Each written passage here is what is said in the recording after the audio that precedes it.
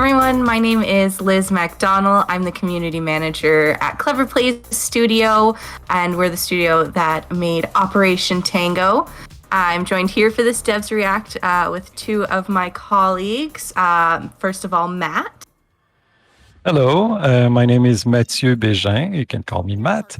So I'm the game director, and I did a whole bunch of things like game design and production and writing and things like that. Jack of all trades, master of all of them. Thanks, Liz. I'm Cord Smith. I was marketing director on Operation Tango and super excited to watch this crazy speedrun. Yeah, it's going to be very interesting for me personally. I've seen a few of the speed runs, but with Operation Tango being a co-op game, there's so many different ways that you could do a speed run. Whether that's the intended way, where it's two players not looking at each other's screen, trying to get the fastest time, or they're sort of both have each other's screen up, a little bit of peeking at each other's screen, or just one person running the game twice on their computer, which is insanity as well. Yes. It's kind of ironic to start a speedrun with a 45-second segment where players can't go faster. So that was like the soft tutorial for the game, where you just need to wait for the elevator to get to the penthouse floor. We did that because it's a good way to force players to try to interact and to learn what Tango is about. But yeah, for a speedrun, it's not the most interesting start. But it's just a nice way to breathe for a few seconds before the panic of a speedrun. Yeah. Oh, Matt, when you were designing this, did you even consider the possibility of a speedrun? Not at all, to be honest. I did not think that this was a game that could lend itself to it. But then now that I think about it, it's interesting that just the fact that you need to communicate with someone, you lose a lot of time by miscommunicating. So it makes sense to do it so. But yeah, so I'm interested to see what they will do. Yeah, especially given the fact that with Operation Tango, the puzzles are the same, but the answers are often randomized. You can get lucky and get a puzzle where it's the same both times you try, but that's very rare. So it definitely has an element of randomness that makes a speedrun interesting as well. Yeah, I think that might carry over and make it more fun for the speedrunners. I mean, it's more nerve-wracking, but at least they have to kind of play a bit of game to do it because they still have to communicate. This part here where they're looking at the triggers on the floor, do you guys remember the early streamer videos and how frustrating it was to watch them try to search for that, and it take like 5-10 minutes, and we were like, oh my god, are they ever going to get it? Well, for me, especially watching the community play through the demo before the game was released, this area where the hacker was in the 3D world and you had to effectively communicate where the delete robots were, watching people struggle on this for half an hour and then just seeing the speedrunners do it in literally 30 seconds. They just did it in less time than it took for you to describe that. Yes, exactly. Yeah, I wanted to start talking about the previous section, but it's over already. I have a feeling that's probably going to happen quite a bit. Exactly. And I guess this part, they could maybe even have memorized the various symbols. So I don't know if that's what they're doing or they're actually describing. I'd be surprised. But yeah, it was fun to see in the virtual world where the agent was placing tiles ahead of time. He knew exactly where to put them, so that it was very efficient. Well, they finished the first mission in under 4 minutes, so that's definitely a very good time. Yeah, most people, when they play it for the first time, it takes them between 12 and 20 minutes for the first mission, so that's a pretty fast time. And I was going to say the start of this current mission 2, is a little bit slow for speedrunning. So again, this one starts with more of a like looking for the right info type of thing, as opposed to specific puzzles that you have to go through pretty fast. So yeah, the first part is going to be a bit slow, but then we'll see once they get to the drones, the security drones. I think that because it's less puzzles and more just knowing where to go, when we're watching the community play this mission for the first time, especially when you're having to get the employee ID for your partner, there's so much discussion of, oh, well, does it matter which one I pick? Like, should I give you the one with the highest points, the one that looks the most like you? And for this, they already know the answer. They didn't even have to go to the desk. Like, they just went, got the workstation ID, and then they were done. So it's definitely interesting in that aspect, because they already know, when to keep it simple. Yeah. And it's a bummer wonder too. I love the customer call center is like one of my favorite locations in the game. It's so cool, and Mine accessing too. the desktop, it's like they skipped all that. They cut it all. You Sorry, gotta go Matt. Go ahead. fast. Yeah, you gotta go fast. So do we know if they are actually playing it as intended, so they don't look at each other's screen at all? I believe it's intended %. Okay. Yes, it is intended %. Quite So impressive. that means, as we intended, they're not looking at each other's screen. Yeah. You just failed that puzzle. It's not the there's a easiest little thing. wiggle. You Yeah, gotta that's- get the timing exactly that's right. good. Yeah. They'll keep playing to improve. This is good. We know that they're not done. But What for do you sure guys think they're of these very puzzles? The pulling the blocks, Matt. Like, when did you conceive those types of puzzles and want them in the game? Oh, wow, that's a bit difficult to remember, really. Were they early days or middle of development or late? Like, That- was it something that got No, added, or was it something intended from the start? It came in later on. So I was looking for some puzzles that were more based on actually like ability, like with your hands, like trying to, as opposed to purely talking. So that's when they came in, because we had a lot of puzzles where it was just, okay, I'm telling you what you should do, and then you tell me what you see, all of this. And there was not that much execution. So I was trying to add a bit more execution. That's when the lock picking challenge puzzle came in. But yeah, it's a little bit of a blur. I can't remember exactly when that happened. I like it. It's a good, as I say, it adds variety and it switches it up from that. Even though it's hard, I found it difficult the first time I tried it. Like I think it's not. It's tougher in a different way. It's more tense than the dot puzzles, which I find are super fun, even when they get really hard, because you're like, I don't know. They're intense in terms of like hating on one another, but in a fun way. I love this section, by the way. This is cool to see them. But did they just go all the way through? They're done. They did. Okay, I They're didn't even done. get to see the section I like. Thanks, guys. I barely saw a doorway. You can definitely tell that they have extremely good communication skills, because even for these specific puzzles where they have to describe a picture, which are my favorite to listen to streamers try and describe a picture to their partner. It's my favorite part of watching someone play Operation Tango. Especially with this section, because there is only the 6 symbols. I wonder if they, like, you could just number them off and be like, oh, this is symbol 5. Oh, this is symbol 6. But they could do it for this one. I wonder if they use a trick like that for the firewall before, because there's 20 symbols. So maybe they memorize the 20, but well, that's possible. That would be surprising. I don't think so, because they were paused on that screen for a while discussing. So I'm guessing that they at least maybe have shorthand for what the different symbols look like. Yeah. But yeah, they are absolutely speeding, no pun intended, through this level. Yeah, I'm actually having trouble following because it goes by so fast. I start talking about something. Oh, sorry. They hit the elevator button from outside the elevator. Oh. And down they go. I wonder why. Are they cheating through the geo, or they? I think now they Let's see what happens here.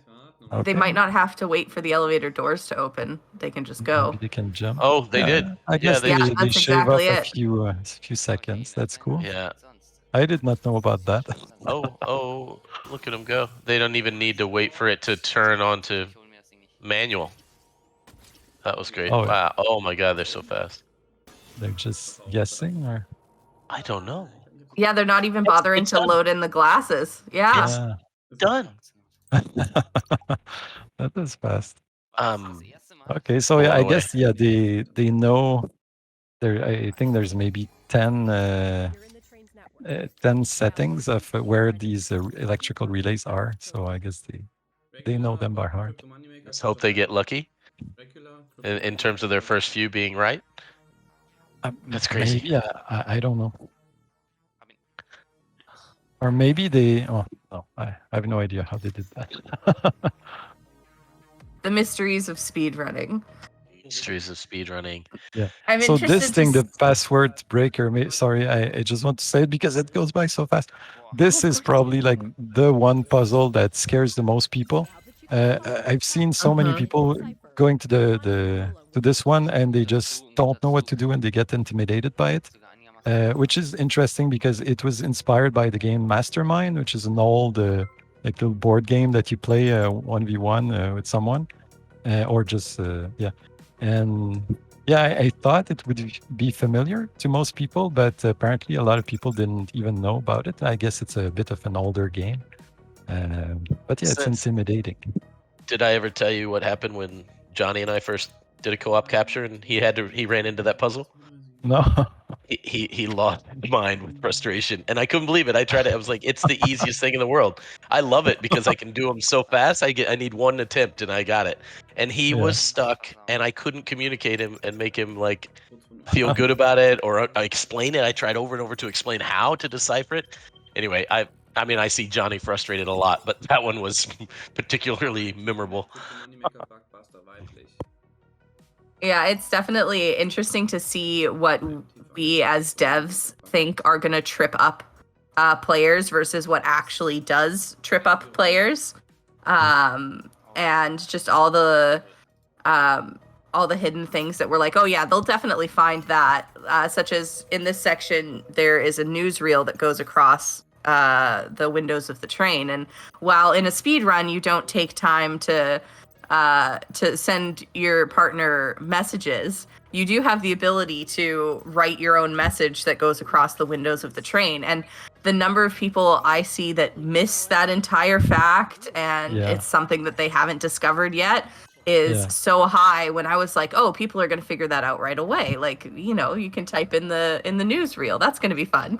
So it's really interesting to see what we think people are going to be able to figure out quickly versus what actually is something that people catch on to very quick. Yeah. And this is an interesting example of, so the little game, the kind of clicker, the fake clicker that is there, we actually had to decide like how many digits of points we wanted to allow there, because we thought, what if someone wants to have like a super huge number and let it run for a full day?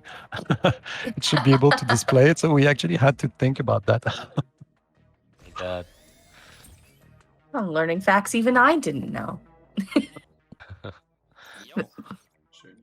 They're definitely doing a great job of getting through the train section, which is one of my favorite sections in the entire game.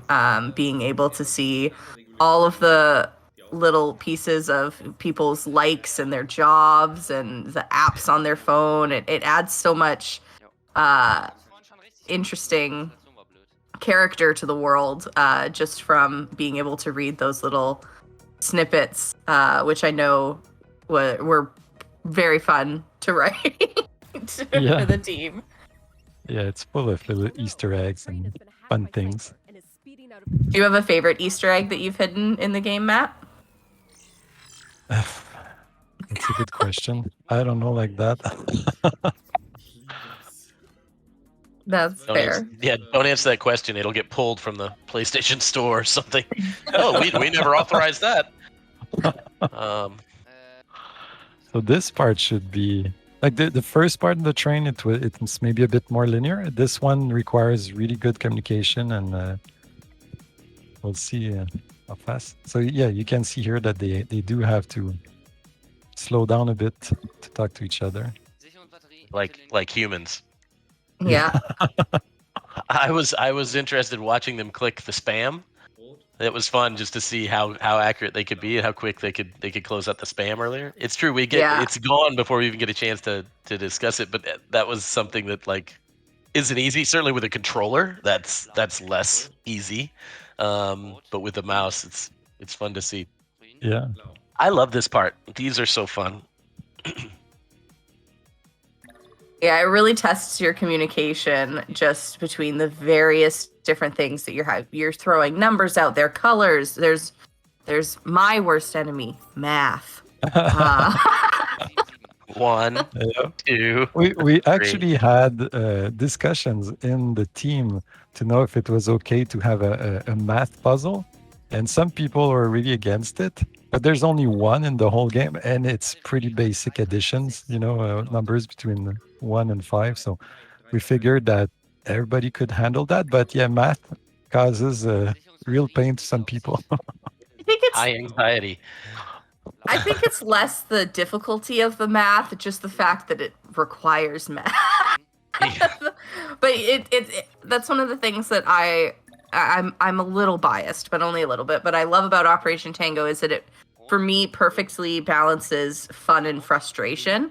Because for a game where you're doing puzzles and you're having to interact with, a friend or a loved one or your significant other, having that little bit of frustration gives you that yes, we did it sort of euphoria when you're done. So a little bit of math is okay, I suppose. Well, it's important. If you want a reward to be worth something for a player, it's important that they feel that they worked for it in some way. Not linking that to math, but in general. Yeah. And so, your frustration versus rewards topic is very relevant. And that's something that we kept trying to figure out because the game is not very, like for a puzzle game, it's very light. There are puzzle games that are much more hardcore than this one. This one focuses much more on the communication aspect as opposed to really trying to solve and figure out how to do a puzzle. And we were always trying to give just a little bit of frustration, but not too much, so that there was a reason to talk and to try things. So hopefully we reached a good compromise on that aspect. Well, especially because people's frustration to fun levels are so varying on what type of player they are, right? Or if there's someone who plays video games every single day, they probably have a sort of a little higher limitation for that versus someone who doesn't usually play video games. And that's where I think Operation Tango does a good job of being that perfect middle ground of, someone who plays video games casually or is just getting into video games. A lot of the puzzles in Operation Tango aren't necessarily mechanically difficult. It is really just about learning how to communicate with your player that you're playing with and exploring and saving the world that way. So it's great to see players who are doing speed runs with extremely high mechanical skill just absolutely blaze through things that me, as someone who is admittedly terrible at video games, has a little bit more difficulty with. So it's great to see. They're doing a fantastic job. Oh, yeah. With this level, it's interesting because to a certain degree, like they're limited by how fast the actual level moves the hacker through the digital dark web.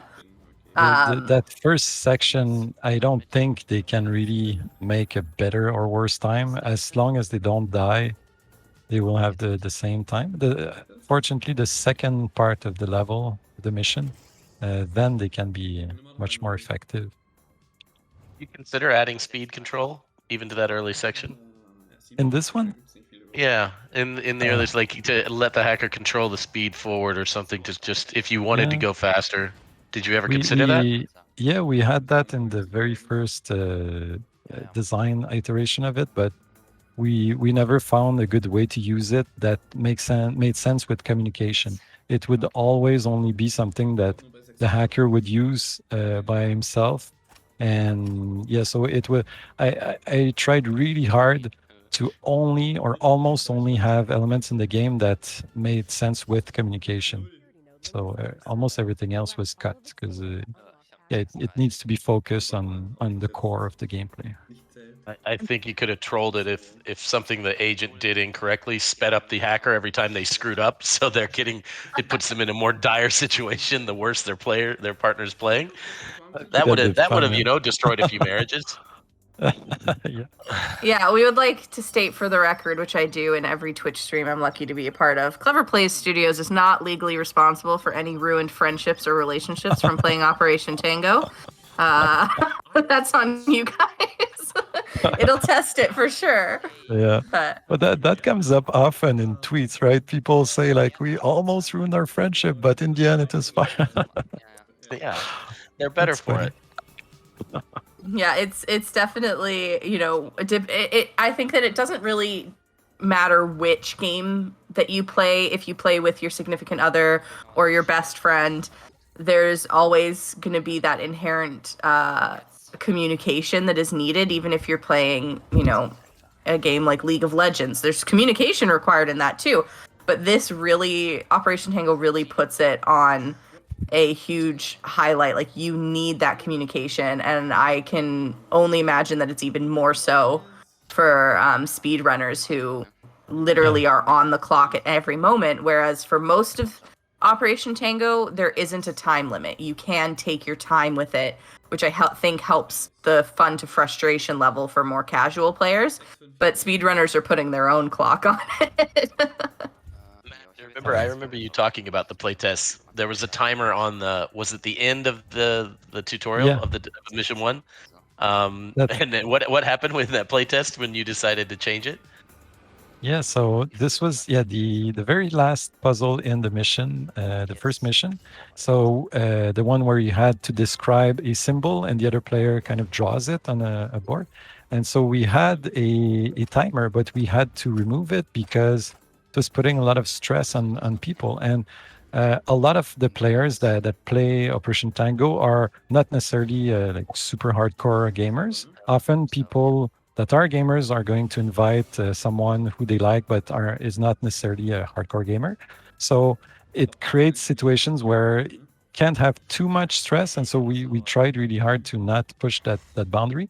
So some people just couldn't pass that challenge and were getting really, really stressed out by the timer. So we had to be very careful where we put timer and not have timers where there's a stressful communication moment. So in the case of this one, you have to say, for example, in C1, you have to put a bar. Is it vertical, horizontal? Oh, there's a timer. And then people were getting, it was a difficult moment. So we removed it. I wish we had video of those playtests, which I guess you do, don't you? Didn't you videotape all of them? No, not all of them, just a few. No. I wish we'd seen a full-on brawl between people with the timer. That would have been good. Hey, I had a question. Oh, sorry, Liz. Yeah, no, go ahead. Question about the art in this level, because I know there was some discussion. What did you use? A door for the sweepers on mission 1? Was there any weird reuse to create the trippy cyber visuals here in this level? It's too bad that Johan is not there. He could answer that. I'm not sure. Probably. I mean, we do reuse assets when we can. It's always to save time, and just you can reskin them and change something, and it looks like something completely different. I'm not sure. Not sure. Okay. Sorry, Liz. Go ahead. Oh, no, I was just going to say I definitely have been as a community manager, it's part of my job to be able to get to see people playing Operation Tango and, get to visit Twitch streams. There's definitely been a few where you can sort of feel that little bit of tension. And I feel like that might be something that comes up more often with speedrunners, because it knocks the pressure up by 100 to have this clock constantly in the corner saying, okay, well, we're green, so we're on good time. Oh no, okay, we've gone to yellow, and it gives you that second guessing of, okay, wait, how do I communicate this effectively without getting frustrated that we're not doing as well? Yeah. Although I guess speedrunners, they must practice and they know what they're supposed to say in each situation.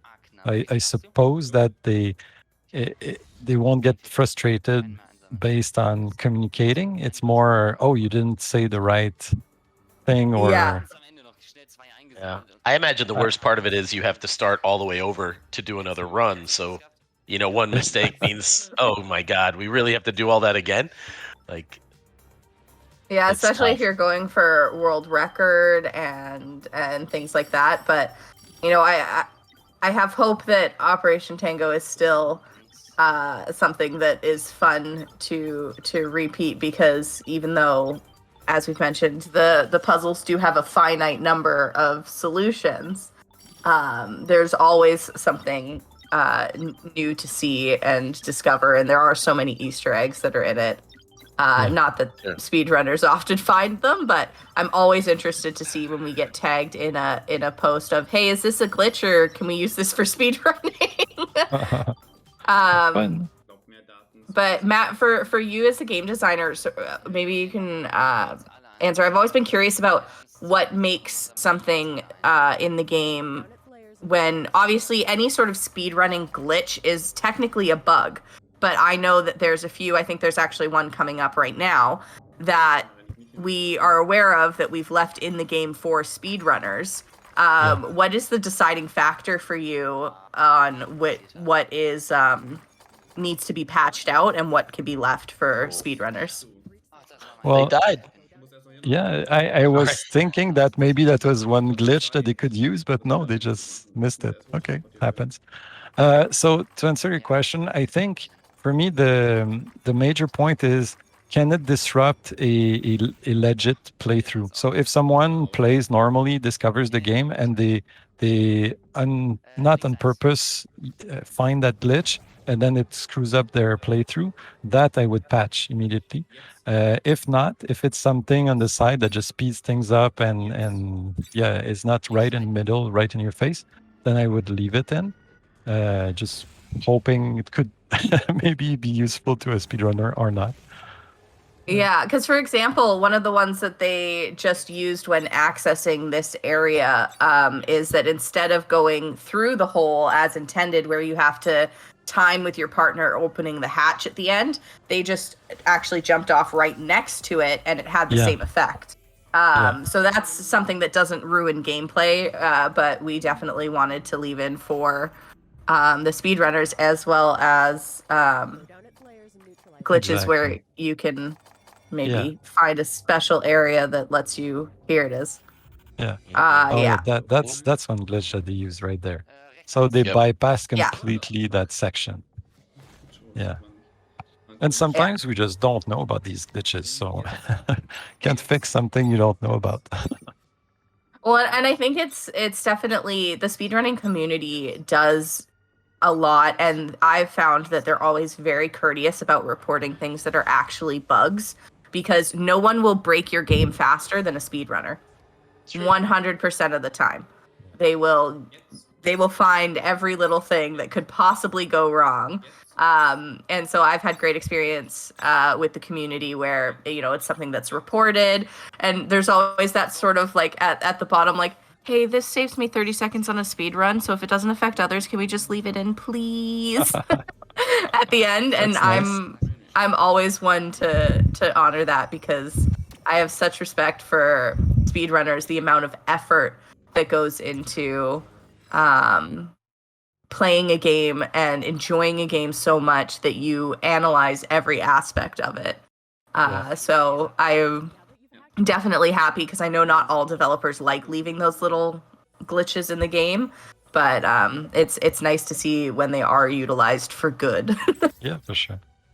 And while you were talking, there was that section where you have to memorize a series of colors, and they did that so fast. I don't even know how they did this, because I did not see the camera of the hacker look at the series of colors. They just went in and they kind of knew the colors. So I wonder if they learned them by heart, or it was very impressive. That last part was insane. I could barely follow how they were doing it. Yeah, they finished the entire fifth mission, which from my fourth mission, from my experience, that tends to be the longest for a lot of people, is mission 4.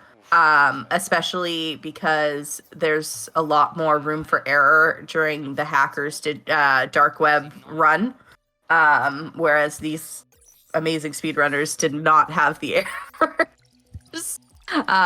So they just absolutely blazed through it. Yeah. I was watching the dot puzzles. I feel like that's probably where it's the most nerve-wracking, when it's super real-time gameplay. Like, they did it perfectly. You saw how smoothly they moved it. It looks like, if you'd never played the game, that looks like a stupid, dumb, easy thing to do. Not realizing how much force is being applied that both players have to counter to get that. That was impressive. Like, that's... It's very much. I have seen. Okay. So they're avoiding the lasers. That's interesting. Without even having to turn them off. Wow. Oh, this is tough. Surgical. This is fun. I would... Go ahead.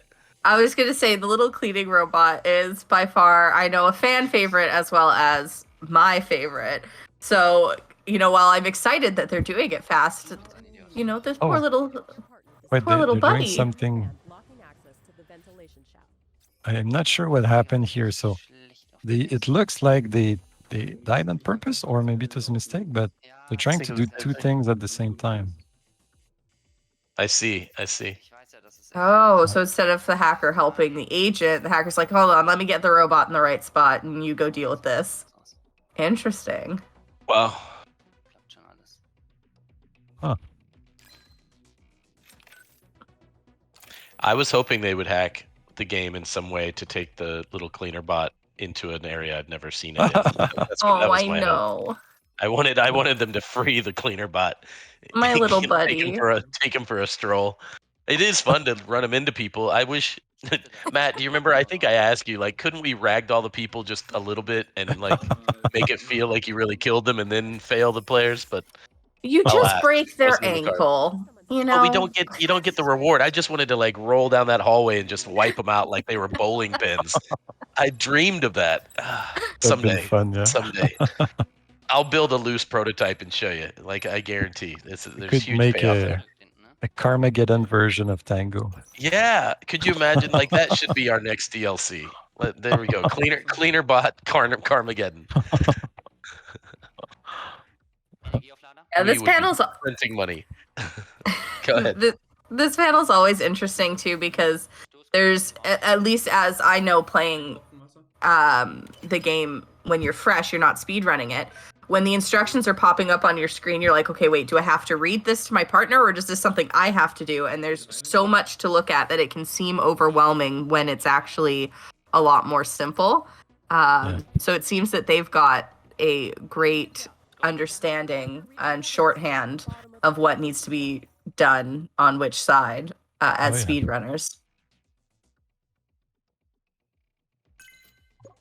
Mission Impossible time.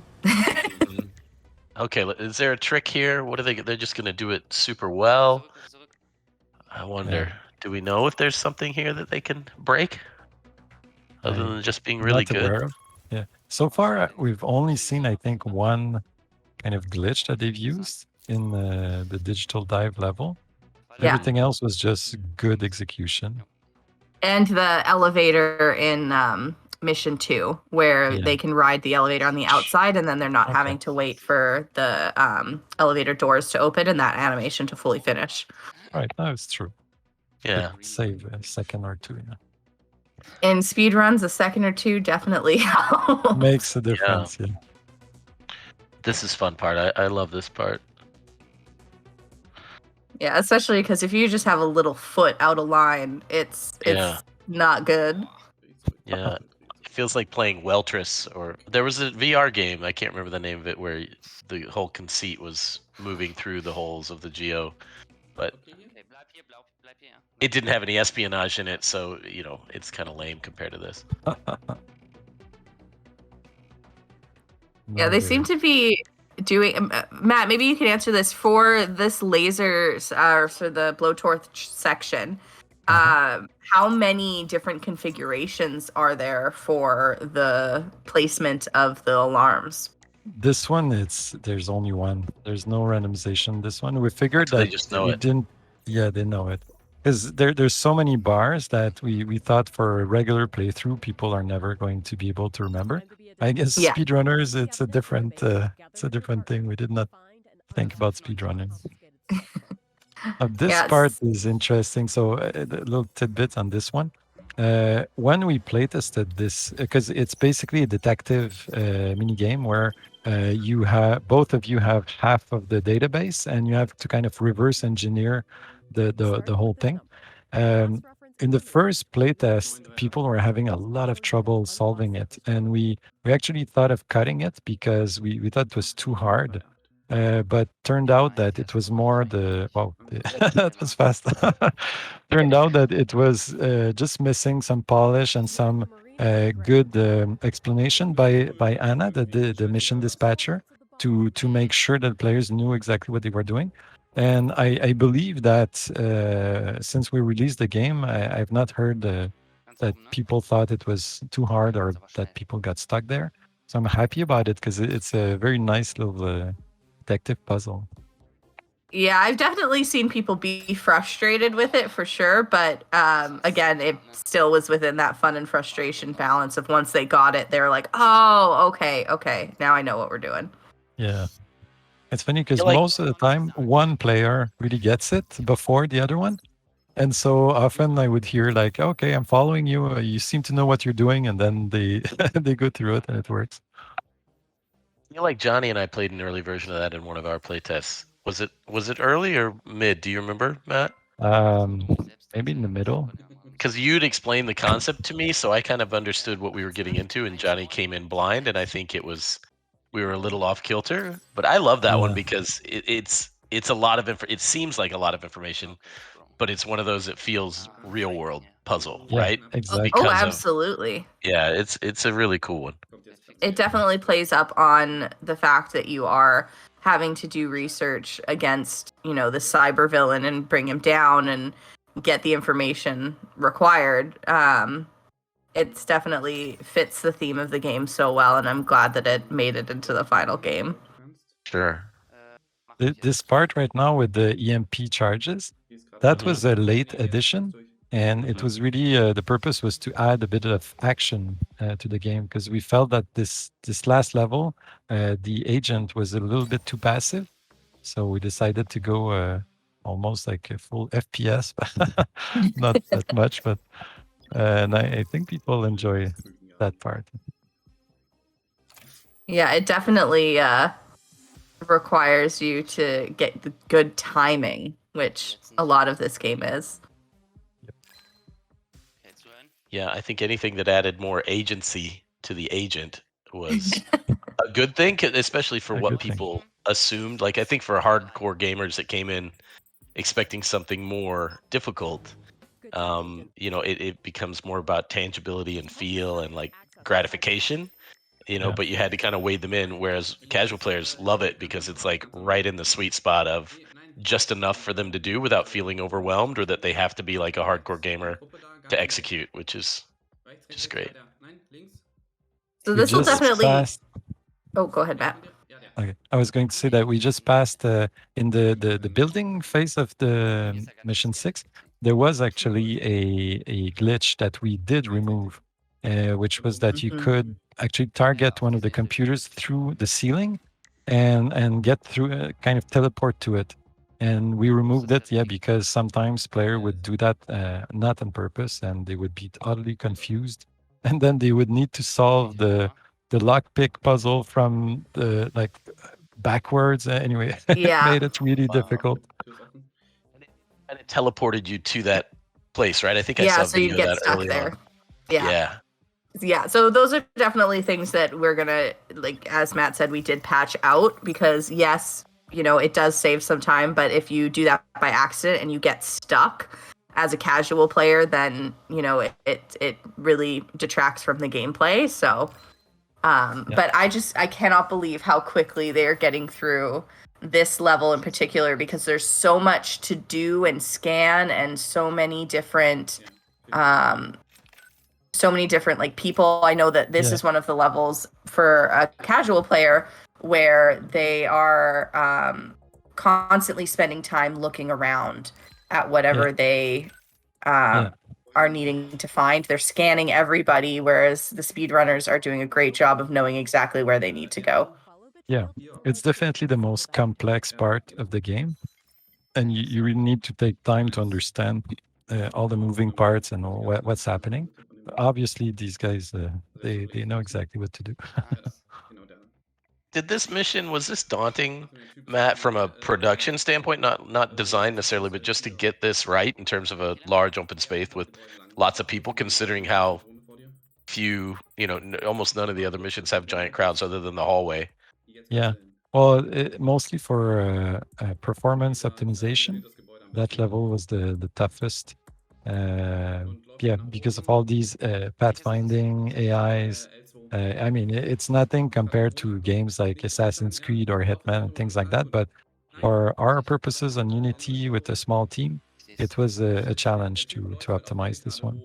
Yeah, I thought did a great job. Like the believability of it is just, it's there. Like I don't see through the seams, even knowing what to look for. It's great. The variety's there. The movement's good. The crowds are cool. I felt like it was very convincing. Cool. And I even didn't with see this, the early versions though, so maybe it was really ugly at one point and terrible. But it always starts like that. even with the knowing sort of where you need to go, there's definitely the pathing elements of having to avoid the drones and having to avoid the goons in this level, so that it definitely. I can sort of feel when speedrunners are like, okay, we can totally do this faster, but there's certain points where you can't. You have to wait for the drone to pass. You have to do all of that. So yeah. This is the last puzzle of the game. Obviously, it's a tribute to the grand idea of all asymmetrical co-op games. They keep talking, nobody explodes. So I was really careful to make sure that this was a unique take on their bomb. So we didn't copy it, but each puzzle is unique, but it's inspired by what they did. And yeah, I think it's a very fitting way to end the game. Oh, absolutely. And it's one of those sections where a timer is definitely involved. But it builds to the perfect amount of urgency, as there's a timer that just popped up. But I don't think that these speedrunners are going to have an issue with that urgency. Nope. Wouldn't it be ironic if this stumps them and the timer goes to like 3 hours? Oh my God! Hey, they did it! 42 minutes, 29.404 seconds. It feels like most of that is mission 4, the digital dive part that they can't skip. It was that and load screens. That's it. Yeah. Everything else was a blur. I don't know how they did it. They did it. Such a fantastic job. Well, I'm just always so thrilled to see speedruns like this. If you are interested in playing Operation Tango, it is out now on PC for Steam, Epic Games, as well as other platforms, Xbox platforms, PlayStation 4, PlayStation 5. And by all means, please join our community. If you're speedrunning this game, please show us. We have a content submission form, and all of our info can be found at Clever Plays on Twitter or at discord.gg/cleverplays to join our community there.